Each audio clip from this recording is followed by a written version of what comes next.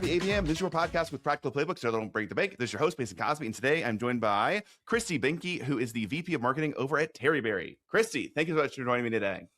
Thank you for having me. I'm really excited to be here.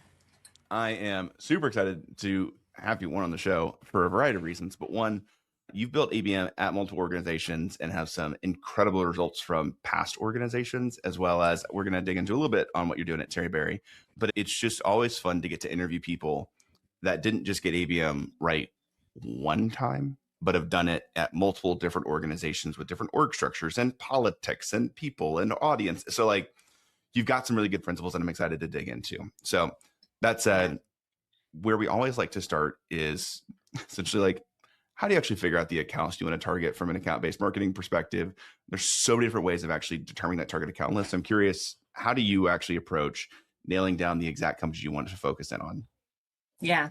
So the first thing I like to do is I like to pull some sales reports. I want to see where we've won, because that's really important, because your ICP, you hope that it matches what you're winning, but it might not. And so that's why it's super important to pull your closed won, but it's also just as important to pull your closed loss and understand where they fell out of the pipeline. If you have closed lost that falls out at your stage 0 or stage 1, like a lot of them, and is showing a specific ICP, to me, that means there's no product fit, and that's great. But if you have something that's pulling down the funnel, like you see, say your ICP isn't retail, we'll use that as an example, but you see that you've gotten to negotiating and like stage 4 before closed won, and you're losing a bunch of retail or you're winning a bunch of retail, but it's not in your ICP, that's a great test segment. And I'm going to pull that, and I'm going to talk to sales about pulling that. So that's the first thing that I look at, is who we're winning and who we're losing. And then the second thing I want to look at is who's in the opportunity funnel currently, right? So because they're going on my list. So all of them. So because we want to help sales pull them through all the way to closed won. So they're all going on my list. And then you've got to have a great relationship with sales. You have to, and you need to talk with them about who are they trying to target, why they're trying to target, what has worked in the past, what does not work in the past. Like, you want to talk to product, you want to talk about product fit, what the roadmap looks like, right, going forward. Because if there's some big updates that might open wide your ICP, you want to have those people on your list depending on how long your sales funnel is. So like for us, our sales process is like from 6 to 12 months. It just depends on how large the deal is.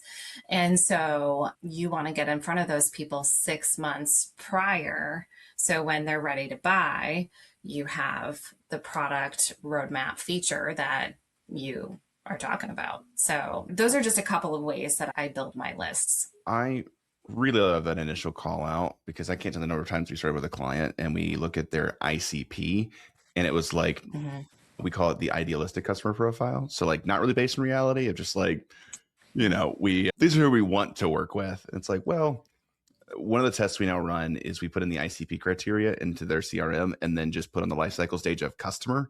And if no one shows up, it's a pretty good sign that's not a real ICP. And I think that is probably one of the most helpful exercises for everyone to do when building out their ABM program. It's just like, should I take this? Yeah, and it's so good for you. So I'll just talk a little bit about what we're doing at Terryberry real quick. So we migrated from one marketing automation tool to HubSpot. That migration got completed in February or March. So it hasn't been very long. And then we started their ABM program. We weren't going to start our ABM program until like the second half of the year, but we pulled it forward. And so we started in March. We started pulling things together in March, got a platform, and we just finished our ICP. I call it ICP grading, right? Like we have A's, B's, C's, D's, right? So your A's and B's is where you want to live, but you're going to get a lot of C's. And that's what I like to look at, right? Because your A's are pretty much 100% ICP match, usually most of the time. Your B's may be missing one element of the 4 elements you're considering your ICP match, but your C's, like if you're seeing like a big, like a weird funnel shape, and if it's not like this, but your C's are bloated out, there's something in there. And you need to look at that. And so, yeah, I agree with you. That's definitely part of the whole ABM process, is making sure that you're grading. And I love it because then you can target better too. Like targeting your is so much better when you have your grades, because you can pull lookalikes. It's so easy. Yeah.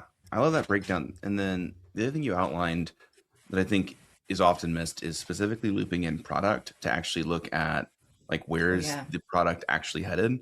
Because in the context of some of these ICPs, they may not look like the historical context because there's a huge market shift that we want to capitalize on where product is already headed. So I'm curious, how do you then actually map product roadmaps up against firmographics when you've not got the historical closed won or closed loss data to support it? Yeah, it's just a guess. No, just kidding. But I mean, sometimes it is. Yeah. But no, so what I look at is I just like, you look at what we're already pulling. This is where that grading comes in. And you look at that data, and you really have to have a good relationship with your product team, and just how is this going to impact? What's the functionality of this? Have you done any research? What do our competitors have, right? You have to know your competitors and have created battle cards. And sometimes it's a copycat. Sometimes you're like, our competitors have this and they're pulling a ton of, again, we use retail as an example. So we'll just use it again. They're pulling a ton of retail and we're not really pulling a ton of retail. And so this seems like a huge benefit for retail.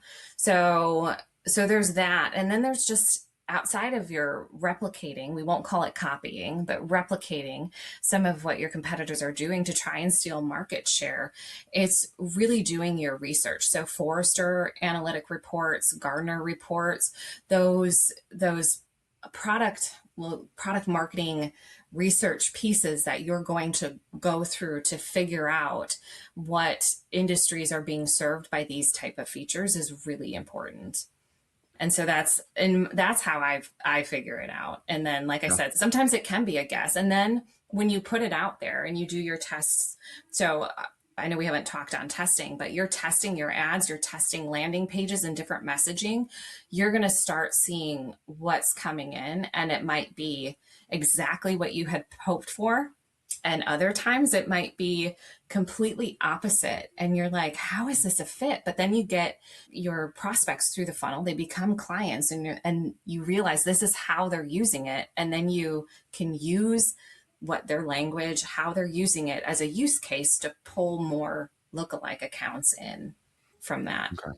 I know that was a lot all at No, once. it's so if I'm repeating it back to make sure that we've got the step by step. Step one, pull closed one to understand why we're winning. Step two, pull closed Yep. loss to identify not just why we're losing, but actually where in the process we're specifically losing. Because some you're going to lose on a call one, some you're going to lose after contract stage. And if we weight those the same, like we're missing a lot of the anecdotal information that's pretty helpful. Yeah. Next is then understanding the product roadmap and understanding largely the competitive landscape by reviewing analyst reports. And then, it's a fun little exercise to go on the competitor website and see what logos they have showing up there and saying, It I sure is. would like some of those logos too. And replicating what they're doing. And then I think the last thing that I wanted to specifically call out is the specific grades of prioritization around, with all of our closed one, these are perfect fit. It sounds like your B tier would be like great fit, and maybe even a Yeah. future looking, like we don't have the functionality today, but it's on the product roadmap and we'll get them, 6 to 12 months from now, but we want them to know we exist and be engaged with our brand current state. Is that a fair way of suggesting like the B tiers? Yeah. Yeah. It Cool. is for sure.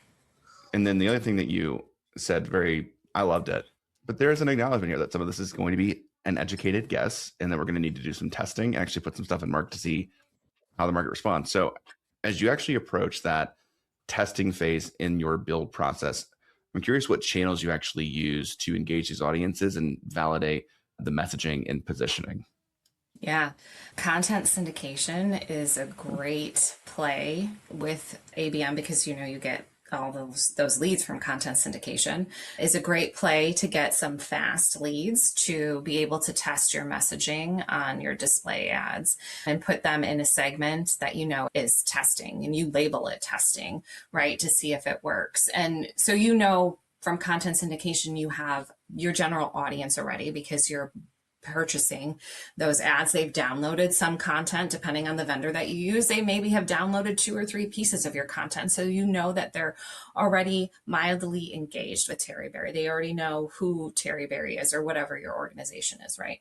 So using them as a test is to me is always a great way, well, to test because they didn't engage. They engage with your content, and it's just a really great tool. So, and then you can just do, your A/B testing with different landing pages, and you have your target account list. So if you want to put your 10% of your target accounts on your testing list, to be honest, I wouldn't do more than 10%. Because you want to be very careful with your budget. If you have a really ginormous budget, go for it. But I don't have a ginormous budget. So Either. I'm 10%, right? I don't think most marketers do, right? I don't think they have an endless budget to be able to be testing. And so 10% of the budget is used to test. And so take a small 10% of your target accounts from sales and test them out on this messaging, test them out and just see what happens. So I think that's such a practical approach to doing holdout groups. Most of the time when I hear people talk about holdout groups, it's like a 50-50 split. And it's like, we're going to run these accounts with ABM program. We're going to run these other accounts with, standard demand gen programs. And it's like, well, that feels like a lot of accounts to exclude if you're pretty bullish that your ABM program is going to deliver better results. So I like holdout groups for validating purposes, but it's tough when it's just like, we're going to not engage half. So I like 10% as a good benchmark. The other question I have is, once you've nailed messaging, like we talked about, content syndication as a good testing channel. What are some of the other core channels that you're using to engage your audiences with proven, validated, good messaging? Yeah. Well, one channel that's relatively new that we're using to test is the ChatGPT ads. No one knows how those are going to work out, right? They just launched. Are we 30 days in from launch? It's not been very long. I feel like it's 30 days that ChatGPT ads launched. So that is a channel that we're testing. We test I feel like normal, Bing, Google, so your paid search ads, right? So we're testing that. So those are some of our big channels that we test. And then I find it interesting that the way that I interpret what you just said is that there's an ABM and then there's a demand gen. And I feel like they go together. And so I do too, but a lot of people just don't think that way. I think that's a huge mistake. I think ABM is a play for demand gen. And so when I'm testing, they're coming in, we test, when you think about your demand gen funnel and you've got the leads that are coming in, your net new contacts, the ones that aren't hand raisers, you're going to nurture them. And so you have to have different nurturers to test also. And you have to have A/B subject lines or A/B content, right? It depends on what you're trying to test for all the way through the funnel. So you know what is working. And HubSpot's a great tool for that. I know a lot of people would plug HubSpot. So, but so anyway, I just feel like ABM is a part of your whole demand gen strategy. I wouldn't treat them separate. I think it's a very top of the funnel approach and a middle of the funnel approach. And then it can plug in, it's very good at top of the funnel brand awareness. And then you plug it in your opportunity pipeline and you can plug it into clients who are coming up to renewing. It's just a great strategy to use throughout your whole process and your funnel. So I just found that interesting what you said. And I was like, wait. I am on your same page. I just find that most people have this debate of demand gen versus ABM. And it's well, I think ABM is actually just a subset of a demand gen program for target account prioritization where you have higher sales involvement. But if you look at the marketing side of the programs, it's the same channels that you're using in demand gen as you are with ABM. It's just ABM has typically more personalized content, more intentional multi-threading efforts at the account level, and more involvement from sales. So those are, I think, the core differences more often than not from a demand gen program. Because I also just pushback with people, and they're like, it's so different. It's like, so is your demand gen program just going after bad customers then? Like, why is it, what are we doing here? So I want to just, as I think through the content piece, you've referenced with content syndication, or I want to also come back to ChatGPT ads in just a second, but like, what is the Yeah. actual content that you're using for your ABM program that gets people not just engaged, but actually like interested in having a sales conversation? We use all different kinds of content. So I think when you're just, if you're just starting out and you only have like one or two pieces of content, the first thing you need to do is you need to map them to the funnel stage that they're at. Is this my brand awareness play, or is this like a bottom of the funnel play? So like your top of the funnel, like brand awareness is like, I like to say, are like checklists and guides and like educational pieces, right? So, and then your bottom of the funnel are your proof points, so your case studies. And then in the middle of the funnel are other pieces of content. Could be more guides, could be more educational, but there also could be more product focus. It's kind of a mix of things. So for us, we run all three. So we map our content on what is top, middle, bottom of funnel. And then as we have our target account list, like I know I already said, hey, we pull the opportunity funnel in for our target account list. And so those people are obviously bottom of the funnel. So they're going to get more proof point advertising. They're going to get more case studies. They're going to get those things. Right now we have a piece that's running very top of the funnel. And it's actually, we've been running it since we started our ABM campaign in April, and it's running really well right now. It's called the Engagement Maturity Map, and it's a checklist where our prospects can map themselves out on their engagement journey to understand where they're at in their own journey. How do they create a team of extremely engaged employees, and how do they take that and then drive that to build a culture that where people want to stay, right? And so we have this map, and again, it's a very top of the funnel piece. It's a checklist. People love those things. They love checklists. And then we also have ads that we're running that have little videos with them. So those are also part of it. Like, what videos do you have that are they top of the funnel? Are they middle of the funnel? Most ads or videos are honestly bottom of the funnel because you're talking usually about yourself. And so that's a bottom of the funnel play. So those are the type of content. We also have that we run that are long scrolling ads. So we do that as well through the platform that we use. So those are just a couple of the pieces of content that we have right now. I mean, it sounds like you and your team have done a very intentional job of just mapping content to actual buying stages, and you're not hitting somebody with a book a call email when they've never heard of a Terry Berry. And you're making sure that once they are highly engaged, you're not still just running checklists. You're actually running like case studies. We try to categorize content like the three categories of pain, product, and proof. So pain would be, I'm struggling with something and I need some way to understand, one, pain identification, and two, how do I ease the pain in the short term? So I think it sounds like your checklist are pain identification of like, how painful is my actual pain? And then are there ways to easily start to solve some of this? Product is in long-term solution. And then proof is we are who we say we are. So we try to map those for all programs. And I find that proof always works throughout the whole process because, people just like to know that you are who you say you are. So I love that. Yeah, absolutely. I'm then also curious as you think about, again, we've talked about buying stages of the funnel, account progression model, a lot of different language around just like how buyers move. I'm curious, how do you actually think about measurement through the whole ABM journey? Because sometimes it's hard to measure until you're at like the pipeline stage and you see like 12 months of engagement history all of a sudden. You're like, oh, good to know. But like, how do you know you're actually headed on the right track earlier than just like they booked a sales call? Yeah. So I think one of the things you have to look at, I think you do have to start at the very top. You cannot ignore your top of the funnel metrics. I think the last couple of years have really, like, you have marketers that are, how many MQLs can I get? Well, there's a bunch of stuff that happens before they become an MQL that you need to pay attention to. So take a look at your website.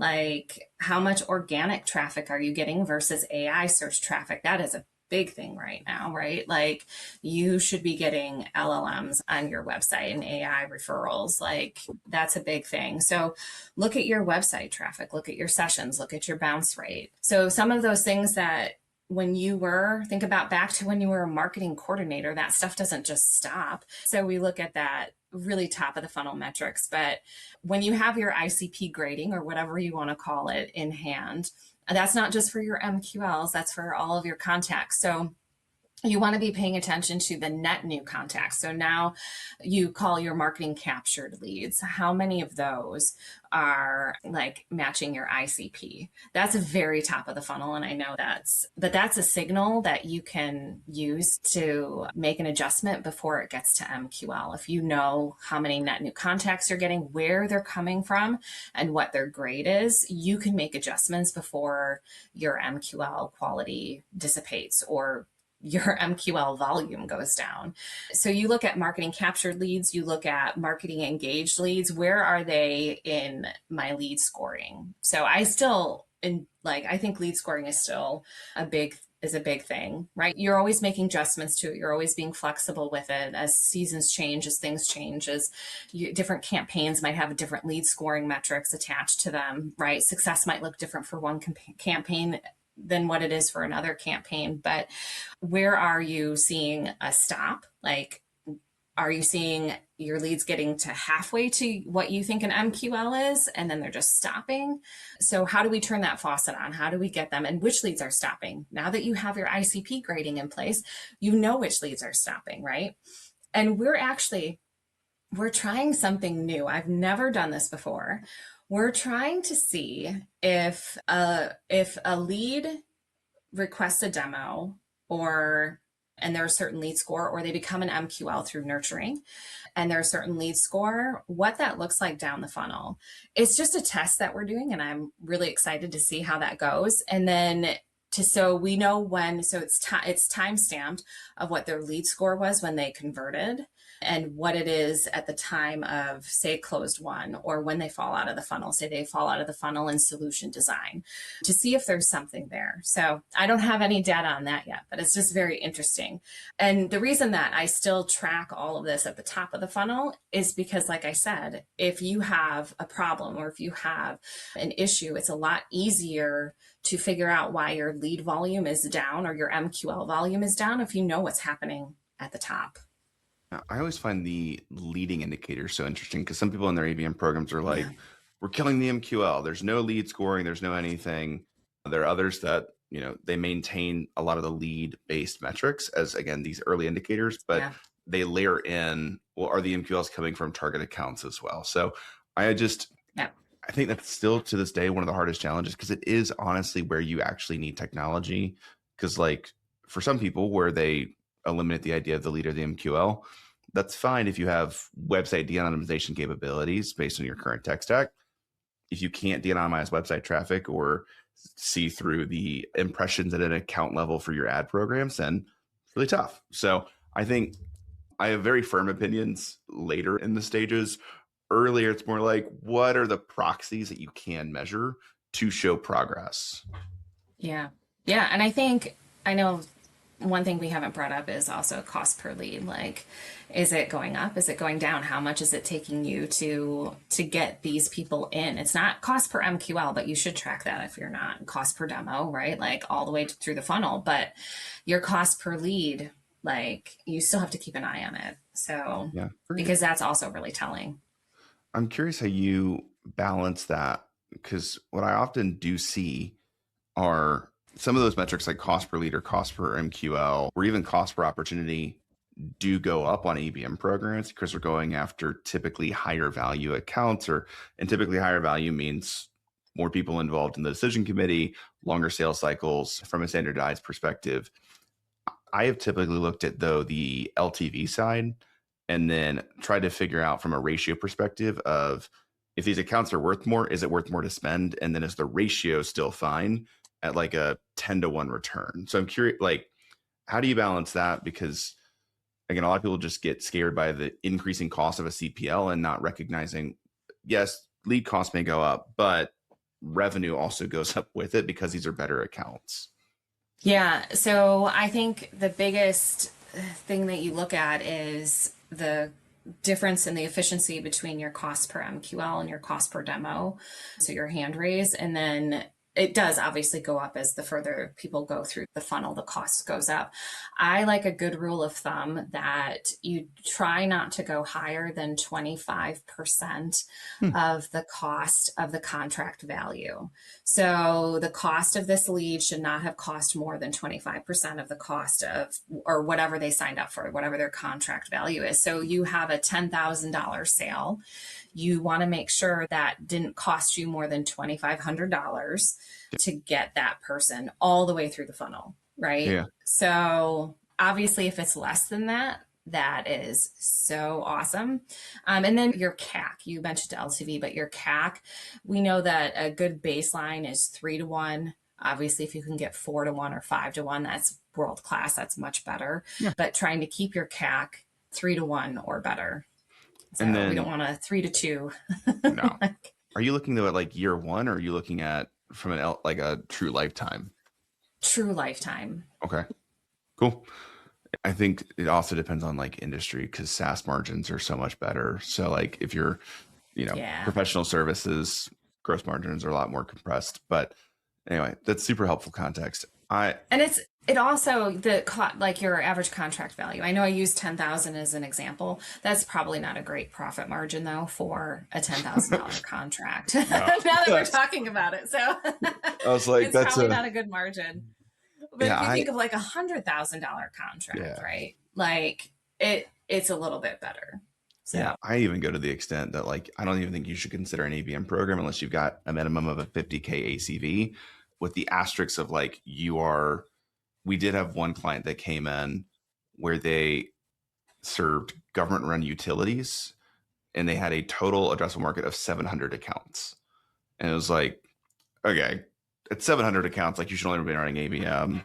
But so if you've got a clearly defined super niche TAM, maybe run ABM. If you don't, and you could serve lots and lots of different kinds of customers, 50K ACV for a year one is typically where we set the baseline to even get started with ABM. So I'm curious, like, what's been your experience on even where it makes sense?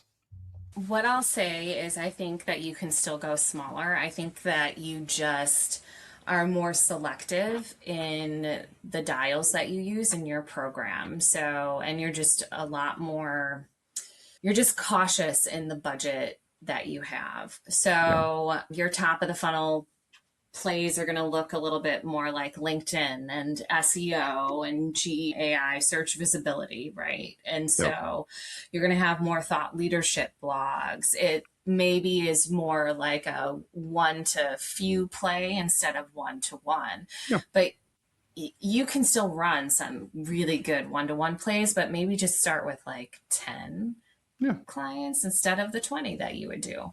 And so, I mean, I've done that before and it still works. Yeah. So, Cool. it's just, you just have to be really selective and make it super personalized. Like, because then your return on investment is going to come back to you. Yeah. The one thing I just want to make sure everyone hears is so few marketers actually look at the LTV side of the LTV to CAC analysis. They're all focused on the CAC side, and you can get away with a lot on the upfront if you have a great LTV. So if you have customers that are going to stick around for a very long time, the 50K recommendation is based on getting the return in year one. But if you have, we had a client where it was a 10K purchase price, but they stayed for 10 years and expanded 200% on average every year. So it's like, all right, the first year we're going to make no money, but we'll make a ton of money come like years 3, 4, Later 5, on. 6. Yeah. Like, so, Yeah. when you know your math like that, it makes things a lot easier. Yeah. Christy, this has been really fun. I've had a great time. I always like to end on one question, which is if you were to go back to your first ABM program, what's one thing you wish you had known before you got started? This is that HubSpot at the time had a smart feature for landing pages instead of building a landing page that was personalized to each person. Like we did like 20 different landing pages. Yeah. Like this was years ago that HubSpot had a smart feature that would allow the person, if they knew the IP address, it would say, Paul, like, here's your whatever, right? Like, I Yeah. wish I had known that.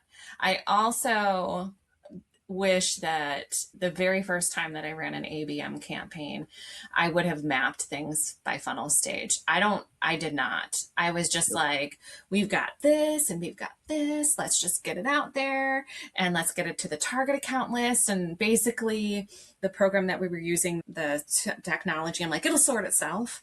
I mean, that's not actually what I said, but I'm sure that's what I was thinking at the time, Yeah. right? But I didn't map it by stage and by the content type. And today, obviously, I know better. Yeah. First of all, I Yeah. love the HubSpot story. Like my first ABM program was Yeah. exclusively HubSpot, and the HubSpot Okay. CMS is one of the most under discussed ABM tools of all time because it just can do personalization based on CRM data at scale. Like it's crazy what it can just do so easily that people just don't use it for. So I love that call out. And then the second is just we now with all of our clients, we actually build programs one stage at a time and try to start at the bottom and move our way up versus like building it all at once and then just kind of shipping it because of that very reason of you need to be able to showcase incremental progress and like actually have results and, Yeah. be able to organize the program in a way that ensures right message, right person, right time in the right channel. So I love that call out. Christy, this has been, again, so fun and probably one of my more favorite interviews. I'm curious if people want to find out more about you, where would you point them? Yeah, you can head over to LinkedIn to my profile, so Christy Behnke. So, and that's pretty much where I live. So Yeah, I love it. it works for me. So Perfect. Well, Christy, thank you so much for for joining us today. This has been Scrappy ABM. We'll see you guys in the next one.